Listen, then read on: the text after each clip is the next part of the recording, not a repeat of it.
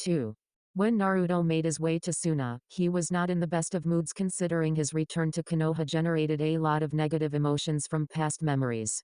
He had come back to Konoha with his mind clearer, more focused, and a better perspective on life.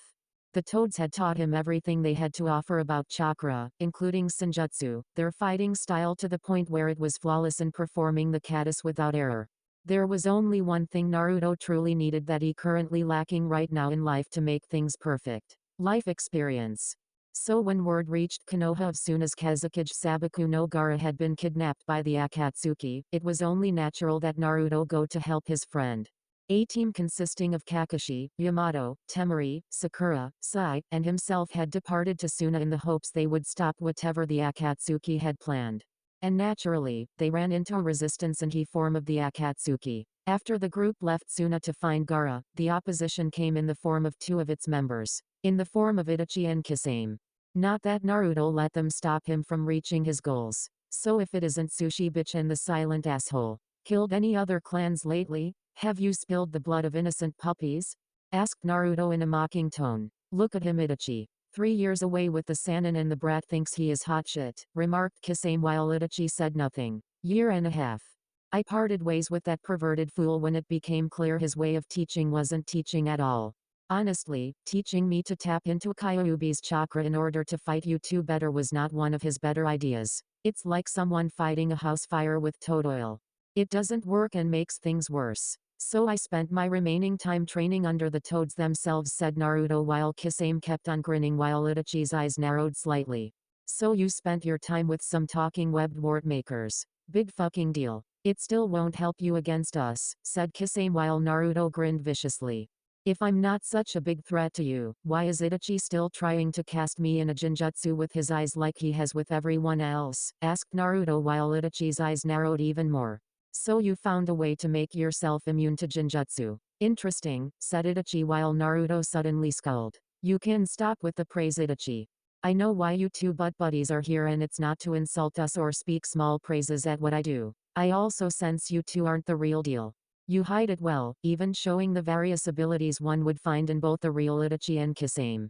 But Uzumaki's sensory perception can see through that weak shit, and right now I see two corpses being used as puppets to hold us off while my friend is being killed.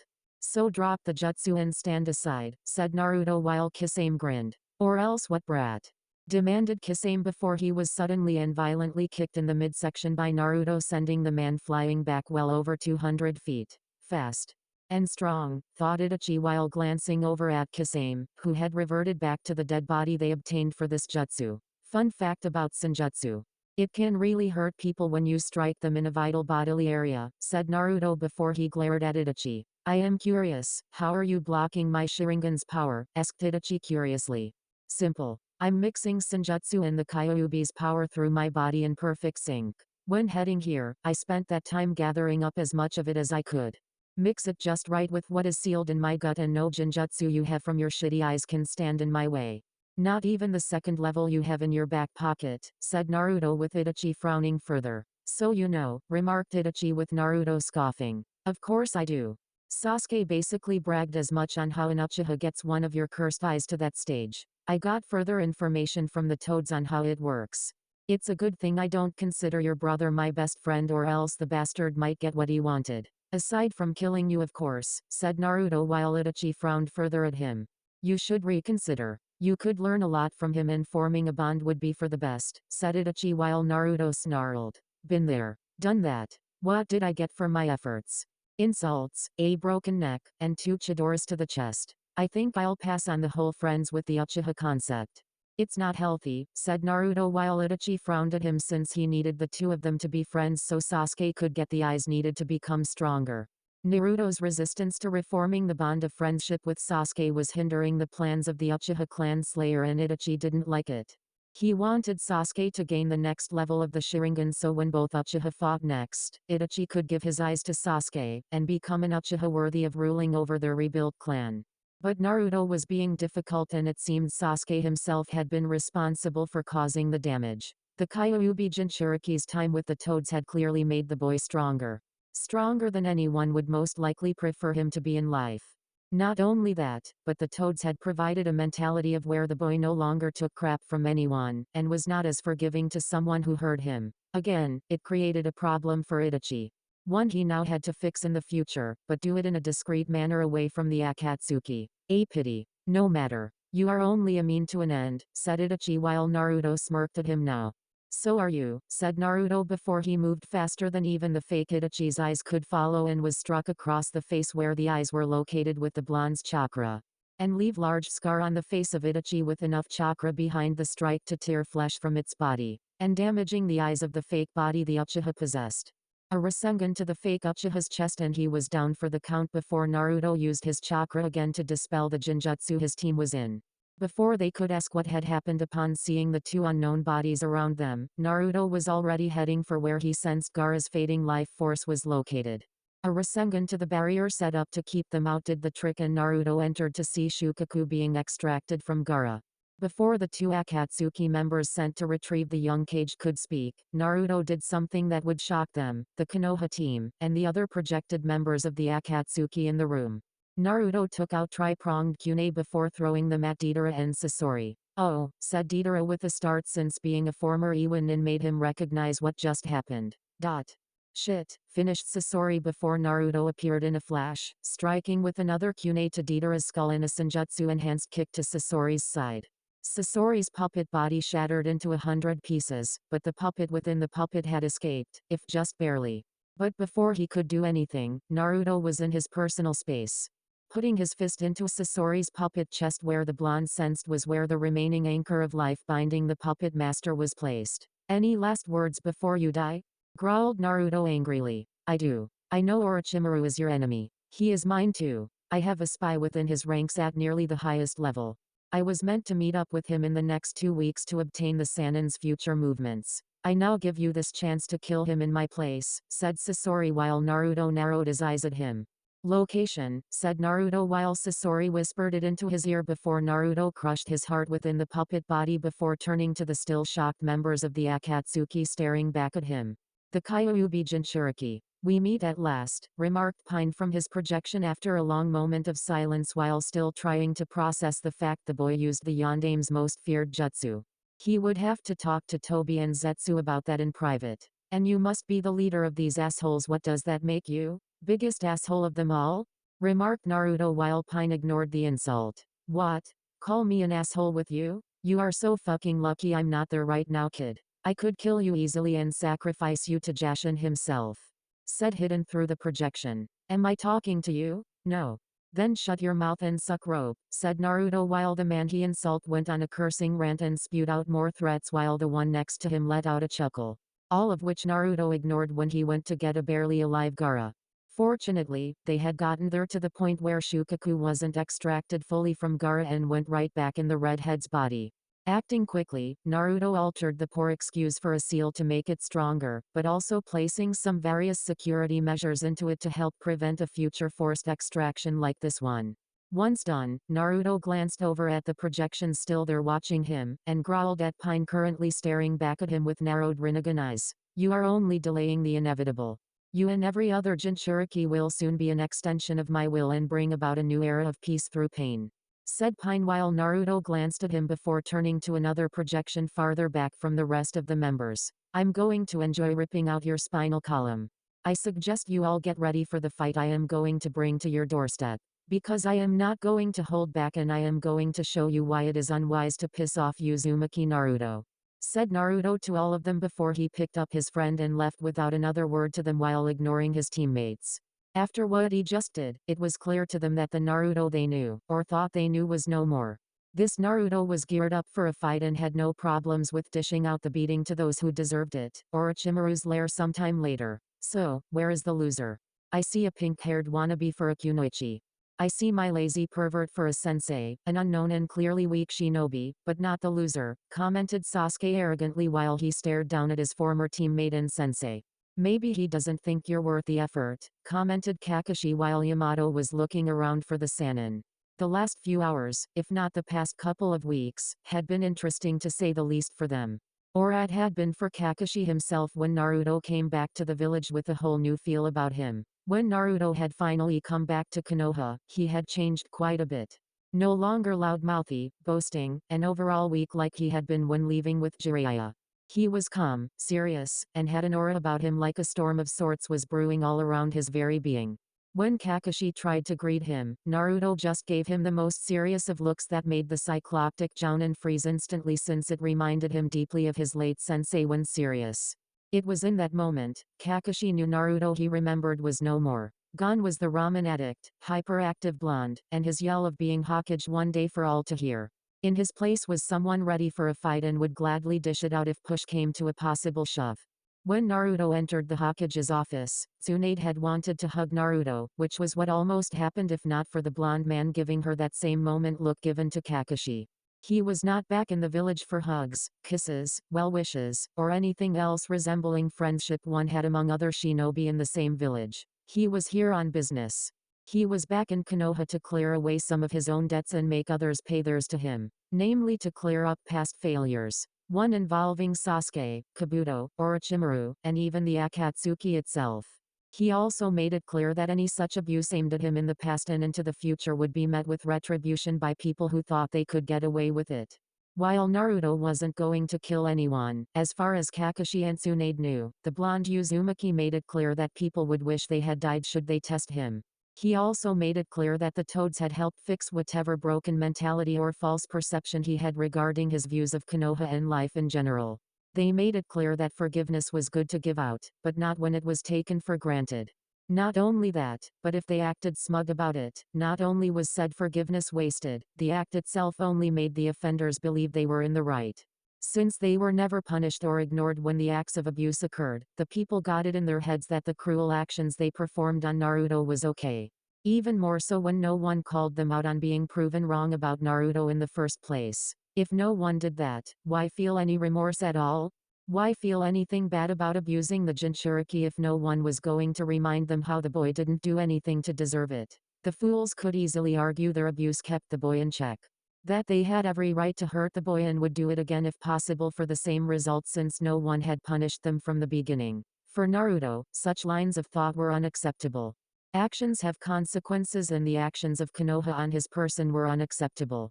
The fact the powers that be did not punish them for their actions and tried to let them see the light on their own was foolish since the group mentality would never let a single individual within think otherwise. In Naruto's mind, in order to fix this, you had to break the group mentality, and target the individual fragments of the group mentality before they could reform elsewhere.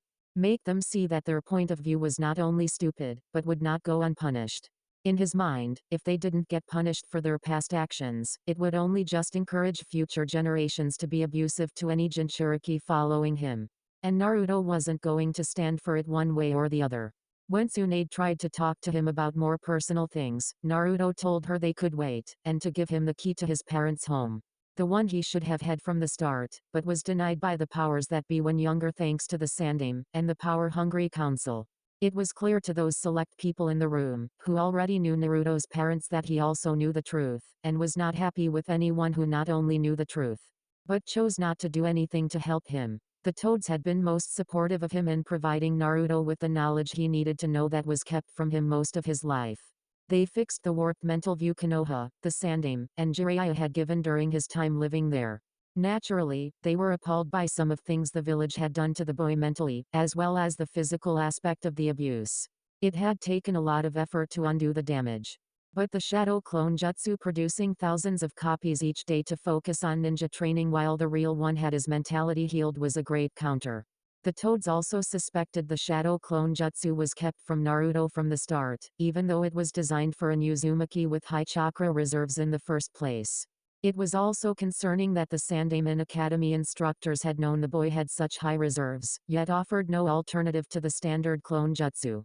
Hell, the academy let Rock Lee graduate from the academy and the spandex-wearing boy had practically no chakra to begin with. It raised a shitload of questions and speculative answers were all that followed. Again, the Toads suspected foul play. Even more so when all the instructors told Naruto to try harder and pay more attention in class despite the fact teachers kicked him out whether Naruto didn't anything to warrant it or not. They didn't tell him anything about chakra control or any other versions of the clone jutsu he could use, much less those that were elemental like the earth or water clone jutsus. Foul play only smelled more likely and more foul the longer the toads thought about it and made a mental note to speak to Jiraiya about this in the off chance the fool knew or considered this outcome. Still, Tsunade wanted to test his skills in an evaluation. When Naruto asked who would perform the test, the boy unleashed a small pulse of killer intent throughout the room. It made Tsunade, Shizune, Kakashi, and the hidden Anbu watching everything shiver in fear. When it came to the evaluation, it was no longer any real surprise to Kakashi that Naruto had grown up so much since the last time he saw him. Hell, Naruto didn't even need the help of Sakura or the superhuman strength technique Tsunade taught her. The fact that he ignored her the entire time upon his return notwithstanding. Of course, Sakura would yell at him in order for the blonde to pay attention to her, but again, Naruto ignored her to focus on the test at hand. Which was naturally, the fucking bell test. Something which Naruto recalled ended in the unfair treatment of himself being tied to the post at the end. Honestly, Sakura went down from a jinjutsu, and again after seeing Sasuke's head sticking up from the ground. She didn't even try to get the damn bell. So what if he tried to eat the food? Kakashi had also been a prick the entire time and was late both times they first met him. As if it was okay for him to waste their time when they could have done things instead of waiting. How Kakashi justified his decisions to punish Naruto among other things he did when Team 7 was formed, the blonde didn't know. Nor did he care for that matter. Kakashi had wronged him back when they first started out and Naruto intended for the man to pay up with this test. Fortunately, Kakashi had basically ordered him and Sakura to attack the Jounin with the intent to kill.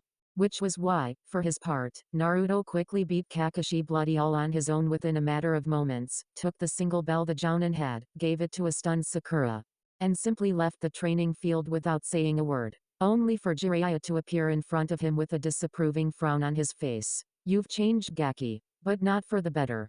As if you have a right to judge me. After all the shit you pulled. So you're holding a grudge, is that it? It's not my fault you can't take a few hits physically or otherwise. We both know this goes well beyond a few hits, you fucking waste of space. So I wasn't there for you growing up. Do you think you're the only one with a godparent or a parent out there who ignore their obligations? Grow up. I didn't hold your hand back when you were a pathetic Gaki and I won't do it now. Also, I have no intention of getting on my knees and begging for your forgiveness regardless of what Tsunade commands. I don't expect you to hold my hand or beg for my forgiveness. I'm too old for one of them and the other I have none to give. Even if I did wish to forgive you, Jiraiya, we both know it would an emotional response wasted on a man who cares more about boobs and butts over his own surrogate family. Is it any wonder the old fart monkey liked Orochimaru far more when it came to teaching the two of you? Watch it, brat. The Sandaime was my sensei and a great man. You may think yourself hot shit now, but I've got a lot more experience and can still kick your ass. You would think that. But we both know your skills are mediocre at best. When was the last time you trained, Jiraiya? And I mean actually trained in the toad catus you were told require to be constantly practiced? When was the last time you had an actual fight with someone? The answer is simple. It's been a very long time. If I went all out right now against you at your best, I could wipe the floor with you, and still have enough energy left to go on a mission without slowing down. Tough talk for a brat not even 16 years old yet. It's not talk. I can back it up right here, right now. The only reason I don't, is because I am heading to Sea Hawkage for a mission. Excuses. Excuses. Just like before a year and a half ago. If you really were stronger, you would fight me right now. I will fight you. Right after I kill Orochimaru and bring Sasuke back a broken man. You can't kill him, Naruto. Orochimaru's too strong. Not to mention Sasuke will decimate you if there is a confrontation. The kid's a prodigy. You're not. Tell you what, Ero Sennin. After I return from killing your former teammate and bringing back mine, I will fight you. One-on-one. No holding back. You fight me with everything you've got and I'll bring everything I have to the battle too. Agreed? Done. I just hope you're ready to admit how outclassed you are against a man of my skills, Gaki. And I hope you understand just how stupid you were to neglect me all those years ago after I leave your body broken on the ground. And just so you know, if I see a moment in time where I can kill you, I am taking it. This isn't going to be a simple spar, Jiraiya. This is going to be an all-out war and I intend to not only win, but see to it you are never the same again as a result. Oh, and one more thing. Your so-called sensei wasn't the god of Shinobi. He was the god of hypocrisy. The Sandaime Hokage was a double-standard fool, and out of everything he taught you, it was the only skill that the man successfully passed down onto you. I'm warning you, brat. Say one more bad word about my sensei and I will kill you right here on the spot. You tried that already, remember? Throwing me into that endless ravine in the hopes of activating the Kyuubi's chakra. By the way, the toads think you are an idiot for thinking up such a stupid idea. It was the fastest way to do it. And if you failed, it was no big deal in my book. As your godfather, I was entitled to see how you were raised as my godson, and trained in being a shinobi. Does that include how I should die as one or the other? Cue long silence. Did the toads tell you about the prophecy? All of it. Yeah, they did. It's total crap, you know. I heard it word for word. Why the elder toad told you said prophecy is beyond me. You were not meant to hear it, much less blab it to the Sandaime. You do know there are rules in place made by Kami regarding prophecies, right? Though I'm not surprised. You were so obsessed with the part focusing on yourself itself. I would be surprised if you actually cared about who you would be training. Fuck those rules. Fuck Kami. You think I care about such things? Where was Kami and his rules when Madara betrayed Konoha? When Orochimaru betrayed Konoha? When the fourth Hokage died? When my sensei died? When I lost everything that mattered to me? If Kami wasn't going to play by the rule he set, I didn't have to either. Spare me your so-called suffering. You were always a lazy super pervert and leech long before you became a shinobi. Long before those so-called bad things happened to you in life. You leeched off my father and anyone else you could get your claws into for your own benefit. The only reason you didn't dig even deeper into the fourth was because my mother saw you for the wretched thing you were and put a stop to it. Which is exactly why I'm glad she isn't alive here today. Your bitch of a mother had no business getting between me and my former student. If I wanted to mooch off him, it was my right. She didn't have any right to interfere with how I was interacting with my former student. Even though she was married to him? My mother wasn't exactly pleased with you when she overheard a conversation to convince my father that it was okay to have piece of kunoichi ass on the side, so if my mother got too bitchy, he could always go to another woman for comfort. Not to mention, you told my father how the people of Konoha did not really care for my mother that much because she was considered a foreigner. And having a kunoichi from Konoha on the side as a secondary option was more tolerable. How do you know about that?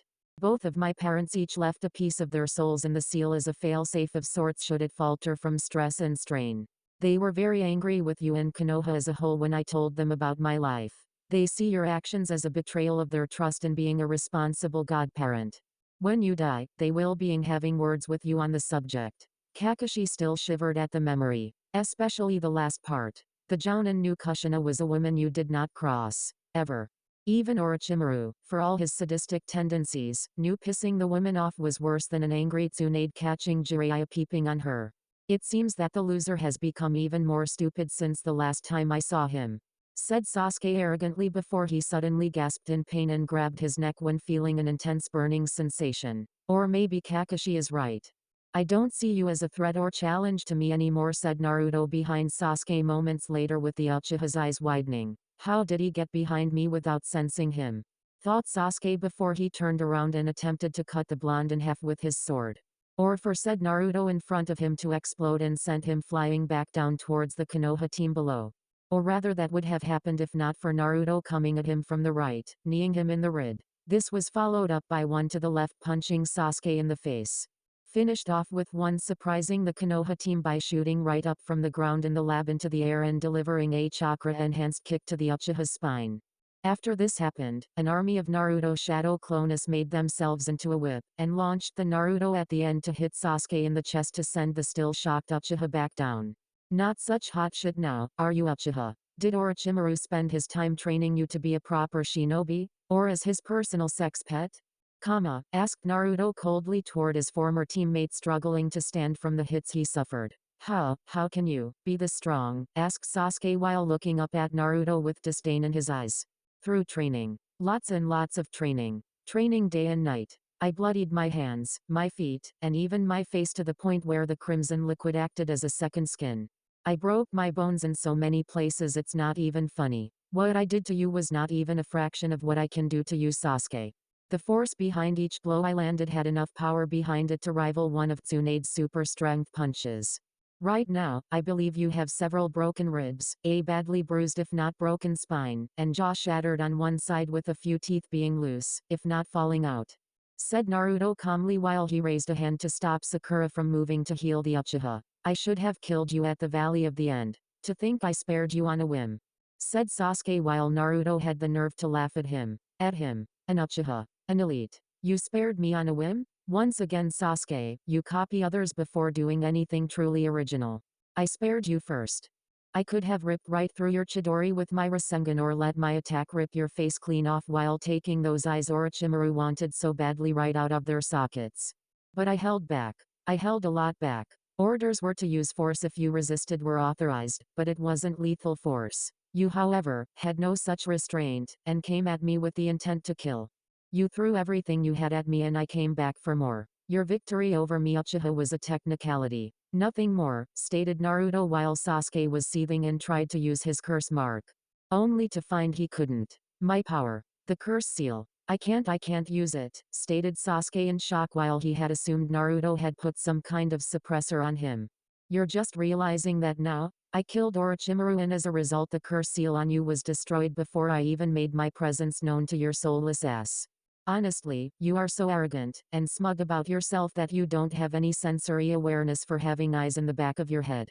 Your belief that no one would even dare attack the mighty Uchiha Sasuke from behind is so strong that your awareness a shinobi should have for such things completely sucks," said Naruto while Sasuke seethed further. "Impossible. There is no way you are near Orochimaru's level, or Kabuto's," exclaimed Sasuke before he winced in pain from trying to push himself and was having a hard time breathing. "I trained to the point of exhaustion each day Sasuke. With my stamina and chakra, I can train all day into the night. It got to the point where Pa and Ma Toad threatened to halt my training if I didn't get any sleep at night. One point, I was training so hard they caught me sleep training, and had to watch me until they could figure out how to stop it," said Naruto while Sasuke snarled at him. "You used the Kyuubi for your training, didn't you? Orochimaru already told me all about it. Your dirty little secret. You used its power like a crutch to get stronger. Without it, you are nothing," exclaimed Sasuke with Naruto scoffing. "As if you are one to talk. Who used Curse Seal Stage 2 on me at the Valley at the End? Who has the Sharingan? You want to talk about crutches in order to get stronger? Yours is practically in your blood. You copied Lee's Taijutsu for the Chunin exams rather than learn how to do it the old-fashioned way of learning it yourself because you can't do it the old-fashioned way. And what did it get you? All those fancy moves required having a lot of stamina. You may have copied the forms of his taijutsu during the month spent training, but you lack the meat behind it. I didn't make that mistake. I can go toe-to-toe with Madogai, Rock Lee, and Kakashi here at the same time all day while barely breaking a sweat. I imagine that's not the case with you Sasuke. I imagine you can barely stand if you were to spar with Orochimaru or Kabuto while going all out," said Naruto while Sasuke spat blood out of his mouth. "Fuck you," said Sasuke while Naruto smirked. "No thanks Sasuke. I'm straight. Unlike you, I don't run away from beautiful women to be with a creepy snake pedophile and his equally creepy butt buddy. When we get back to Konoha, you are going answer for your crimes. You will answer for everything, traitor," said Naruto before he kicked Sasuke right in the face with enough force to knock him out. "Was that really necessary?" asked Sakura while Naruto glanced at her coldly. "If you had paid attention to half the things Tsunade should have taught you Sakura, you would know the body language Sasuke was giving off before my arrival clearly showed he was going to kill you all.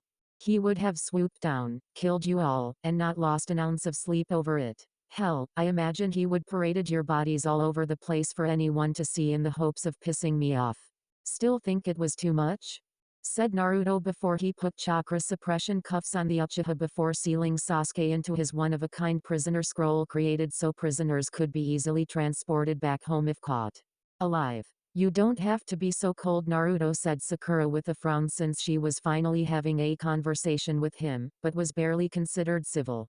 "Well, when you have 2 assassination jutsus rammed into your chest, and have your neck broken by a ravine-high pile driver, you can judge whether or not the user of such moves deserves to be treated with kid gloves," commented Naruto before walking away and ignoring the shocked look from his former teammate. Naruto couldn't wait to show them off and rub it in everyone's faces what he had made when allowing his mind to think of new things to create. Hokage's office sometime later. If I wasn't looking at the proof before my very eyes, I would have thought all of you were meant for an insane asylum, said Tsunade after Naruto took out 2 scrolls and unsealed one.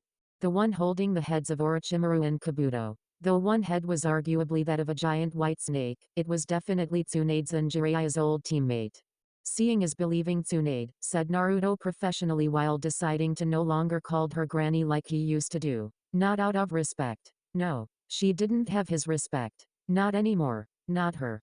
Not Jiraiya. Not the late Sandaime. Not Kakashi. None of them did. Especially the adults. They all knew the truth. You have to be pretty fucking blind, deaf, and dumb not to know the truth of who was the boy's father. Naruto was especially angry at the Inuzuka clan since he knew they should have been able to tell right away thanks to their sense of smell being enhanced. I mean, all they had to do was smell his scent, and compare it to the memory of his late parents. As for Tsunade, she had a look of sorrow in her eyes at not being called granny since it was his own weird way to show some measure of respect. While the nickname was in a way a shot at her growing age, it was not meant to be an insult, at least not anymore, and was missing it in some strange way. How did you kill him? Asked Tsunade curiously. Simple. I pissed him and Kabuto off. I had them make the first move. Wasn't hard. Just had to provoke the one weakness Orochimaru and Kabuto had left, said Naruto like it was the easiest thing in the world. What weakness was that? Asked Tsunade curiously with the others listening intently. Easy. It was their pride. I attacked and insulted their pride. I insulted the intelligence of Orochimaru first. His so-called ability to cheat death and mocked him for fearing it. I called him a lowly parasitic worm who wets himself in the presence of the Shinigami. I also needed to make sure Kabuto didn't try to cool his head, so I proceeded to insult him next. I did this by mocking Kabuto for being so loyal to Orochimaru. I also called him Orochimaru's personal butt buddy and liked to have the Sanin's extended tongue and cock slithering up his ass because he didn't have any other purpose in life when it came to serving the Sanin. Naturally, the two didn't take my insults very well, and the fact that their pride was being attacked by someone they considered weak was something they couldn't tolerate.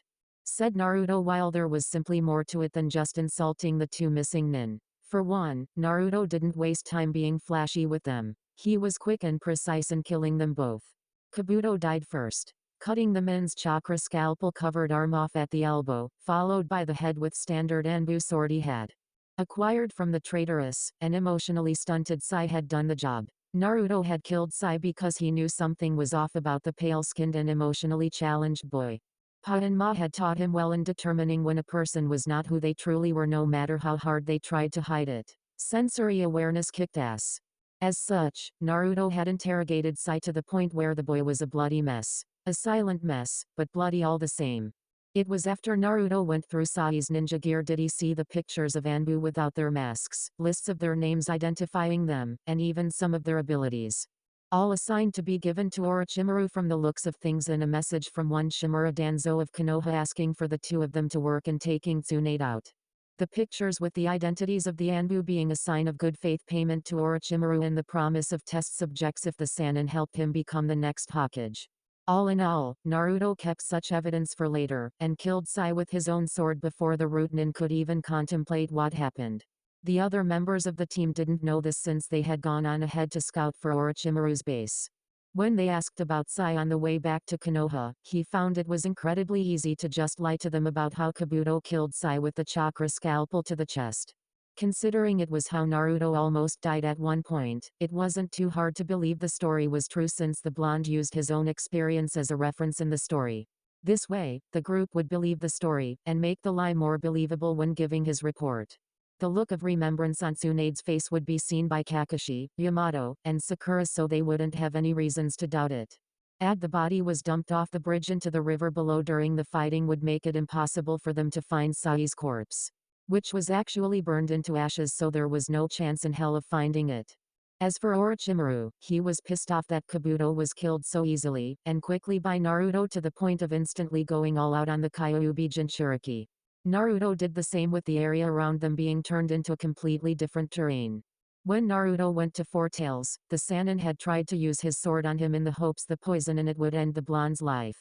Only for Naruto to surprise him by grabbing the sword when extended at the last minute, yanked the Sannin forward, and sliced him in half with his claws. Orochimaru was able to recover by reattaching both halves together, but no sooner did he do that, Naruto was on his back, sinking both claws and teeth into the Sannin's body, sending corrosive, flesh-dissolving, Bijou chakra into the man, who barely shook the Jinchuriki off of him before shedding his skin-like body to save his life. Only to be met with a Bijou bomb, which he tried to shield himself with using the triple Rashomon jutsu. It almost didn't work, but the blast was stopped. As for Naruto, he was on the Sannin again before he could quickly recover, and began weakening Orochimaru considerably. Until finally, Orochimaru had no choice, but to change into his giant white snake form to combat Naruto in his four-tailed state. The battle soon became one of pure skill, agility, wits, and just the right timing mixed in with some raw animalistic fury from both sides. With the one instance where Naruto grabbed the discarded and forgotten sword during the battle Kusanagi near him and sliced the Sannin's head clean off his body. Shortly after, Naruto stabbed the head into the brain for good measure, a couple dozen times to be exact, and burned the large white carcass looking to be made up of multiple tiny snakes to ensure there was no way the Sannin could continue to live. One sealed up snake head later, the blonde was off to deal with Sasuke's traitorous ass. I find that hard to believe, Naruto. You're strong. Unbelievably strong. But to take down someone like Orochimaru, much less Kabuto together, is difficult to accept, said Tsunade skeptically. And yet here we are with the proof sitting on your desk. Oh, one more thing before I forget, said Naruto before he took out a scroll and unsealed it to reveal Sasuke's battered form now in front of the woman's desk. A kick to the Uchiha's ribs by Naruto and the groan that followed from the beaten body on the groan proved he was still alive. Anbu, take the traitor away. No one is allowed to see him except Ibiki, Anko, and myself until I say otherwise. If anyone else tries to see Uchiha Sasuke, I want you to arrest them, commanded Tsunade with the Anbu nodding and left the room with the Uchiha being carried off. When can I get my pay? Asked Naruto with Tsunade sighing since she missed the loudmouth brat who would smile and shout about being Hokage. She still believed he would be Hokage, but would not have that same caring smile. Now he was all seriousness. What did he learn during his time away from Konoha and Jiraiya? Did they, her sensei, and Tsunade herself scar him that badly? Here is the pay stub for both the completed mission, the bounty for killing Orochimaru and Kabuto, and the retrieval of Uchiha Sasuke.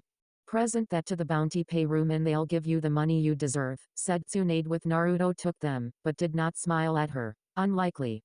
If they are the same idiots who were there 3 years ago, they still owe me back pay for not providing the appropriate amount of cash from my previous missions when the Sandaime was alive. This includes the bounty for the 2 Akatsuki members I killed back Suna when rescuing Gaara, said Naruto while Tsunade frowned since she didn't know that. Did you tell my sensei about this when he was alive? Asked Tsunade curiously while also making a mental note to pay that section a visit. I did. The Sandaime said he would look into it. I waited 2 weeks for him to fix the problem. He never did. I always assumed it was because there was a lot of red tape on his end considering what I am to people in this village, said Naruto while Tsunade sighed and mentally cursed her late sensei for acting the way he did with the blonde in front of her. I'll handle it, Naruto. If they give you any trouble, tell them I will be down shortly, and will be looking over everything myself if necessary, said Tsunade with Naruto frowning at her. Funny. He said the same thing. Don't bother interfering. I'll handle them myself, said Naruto before leaving with his pay stub. What happened to you, Naruto? Why are you being so cold? This isn't like you, said Tsunade with Naruto stopping at the door. Normally, I wouldn't be like this. But after spending time away from Konoha and been taught things I was denied for years, I felt change was necessary. Why do you care? I would think a mature version of myself would be an improvement over the stupid one you first met 3 years ago, said Naruto before walking out the door. Should we be worried, Hokage-sama? Asked Yamato with Tsunade sighed and waved the concern off. No. Naruto has a lot of anger in him at the moment. Anger put there by this very village and brought to the surface after being away for so long. If he wants to vent some of the anger out, let him do it. Maybe afterwards, it will open the eyes of these morons down below what it means to abuse a child, and act like it is no big deal simply because said child is a Jinchuriki, said Tsunade before the door opened again and 3 people she didn't want to see were now in the room looking as serious as ever. So it is true. The Jinchuriki killed both Orochimaru and Kabuto, commented Danzo while Tsunade narrowed her eyes at him. He has a name, Danzo. You would do well to remember that, warned Tsunade, but it was clear the old warhawk didn't care about that right now. He never did. Asshole. Did he explain how it was done? Demanded Kaharu while staring at the giant white snake head that was Orochimaru's face. He did. But I'm under no obligation to tell you, said Tsunade while all three elders frowned at her. Tsunade, you know it is imperative for us to know these things. First the two Akatsuki members. Now Orochimaru and Kabuto. As members of your council, we demand that you tell us how strong the Jinchuriki has become, demanded Hamura while Tsunade grit her teeth in anger. You demand something from me? You dare say that to my face? You demand to know the answer to your question? Of me? Your Hokage? Questioned Tsunade while the old man tried to keep his courage up despite her anger. The Jinchuriki is quite powerful, Tsunade. Knowledge of what he can do since his time away is crucial in keeping this village's weapon in check, said Danzo while Tsunade was seething at this continued disrespect toward Naruto. It was bad enough Jiraiya did it and even her when she first met the brat, but these three were clearly going to be disrespectful to Naruto until the day they died, which she was hoping would be soon. He has a name, Danzo. If you can't even say his name, don't be in the same room as me or him. In fact, if you can't stand the idea of referring to him by his name, I suggest you simply kill yourself now. No one in this office will disrespect him while I am Hokage, said Tsunade while Danzo scowled and the other two elders looked shocked. Tsunade, you can't be serious, protested Kaharu. You want to talk serious? Jiraiya hasn't been training the boy for the last 3 years. In fact, Jiraiya has proven himself incompetent in that area, and has done it on purpose. It was fortunate that Naruto decided to take the initiative and go to the Toads themselves for training. Unlike my former teammate, they were ready to help get him stronger for the enemy we know is waiting to strike, said Tsunade while the elders looked even further displeased. Whether due to Jiraiya neglecting Naruto's training or the fact Naruto got the training he needed to grow stronger was unknown. He should have been sent to me for training from the start. I could have molded him properly into a ruthless shinobi, said Danzo with Tsunade narrowing her eyes. There is no question about that last part, Danzo. Provided he wasn't a Jinchuriki. But the fact still remains, Naruto being trained like one of your old Rootnin wouldn't work very well for anyone. Jinchuriki need their emotions, and the lack of them will make one weak to the point where they are simply cannon fodder to be used on an enemy. Not only that, but I highly doubt you want to risk Naruto snapping mentally, and pulling an Itachi on an even greater level before we could stop him. Besides, we all know any shinobi you train, or is conditioned to your root training is basically programmed to be loyal only to you. We all know the boy would have been used in a coup. To take the position of Hokage from me, said Tsunade with Danzo saying nothing since it was true and just chose not to acknowledge what the woman accused him of doing being fact.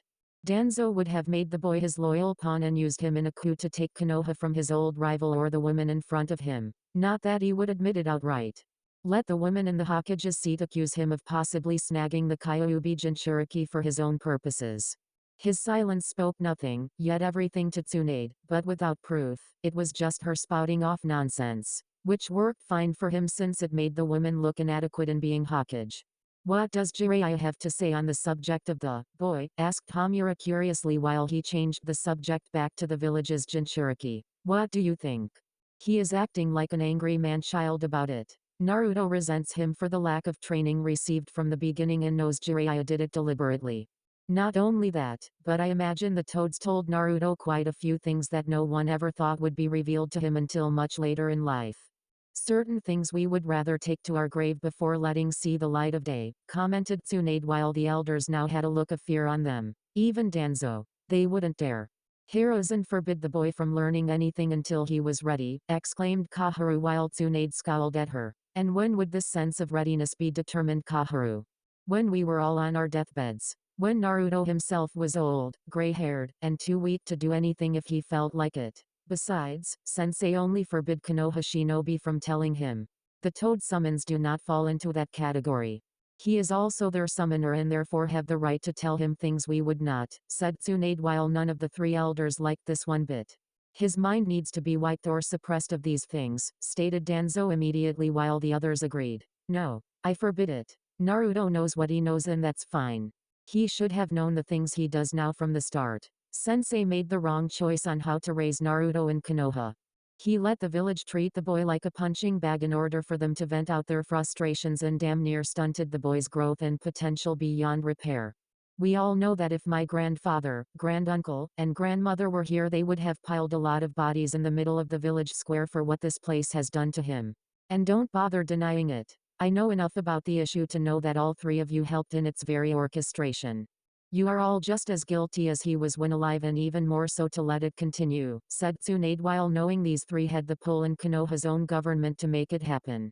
To say otherwise would insult everyone's intelligence in this room. We did what was best for Konoha. Such potential had to either be stunted, controlled, or both to the point where the boy could not attack us. Hiruzen understood this and decided to let things play out. Whether or not it went against the wishes of the fourth Hokage was irrelevant. The needs of the village as a whole outweighed the wishes of the select few, said Hamura while Tsunade sculled. Says the select few who preyed on the fears of the whole village to get what they had wanted from the start.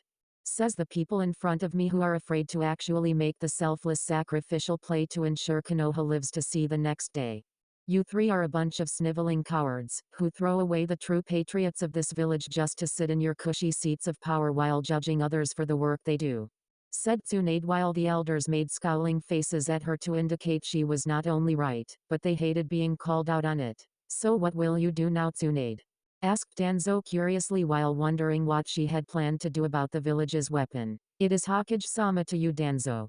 If you can't call me by my title, I suggest you not come to any more council meetings, and officially retire from all service. As to your question, I will let Naruto do as he wishes. If anyone tries to fuck with him from now on, it will be their own damn fault if he finally decides to smash their stupid faces through a wall or two. Said Tsunade while the elders didn't like her answer at all. So you condone him lashing out at Konoha? At its people? At us? Asked Hamura while Tsunade sculled. Yes, I do. As to what I do not condone, Hamura-san, is people in this village, which my grandfather built, trying to hurt Naruto, and thinking they can get away with it. This village needs a wake-up call, if not a kick in the ass. Who better to kick it than Naruto, said Tsunade with the elders grimacing. They really didn't like her decision now. The people will not stand for this, Hokage-sama, warned Hamura while Tsunade glared at him. If they are looking for someone to blame on the issue when Naruto starts beating people bloody, they can either look in the fucking mirror. Or they can turn their anger out on the three of you for setting this in motion from the start. Take your pick, said Tsunade while giving those three a choice knowing the people would come bitching to them first before they went to her. Either have these old buzzards turn the blame on the people for hating Naruto since his birth, or accept the blame, the hate, and anger of the mob that would no doubt form as a result of their machinations which brought about its conception. Either way, she didn't give a shit, and something told her neither would Naruto if he were here in her position. I hope you guys enjoyed. See you next video.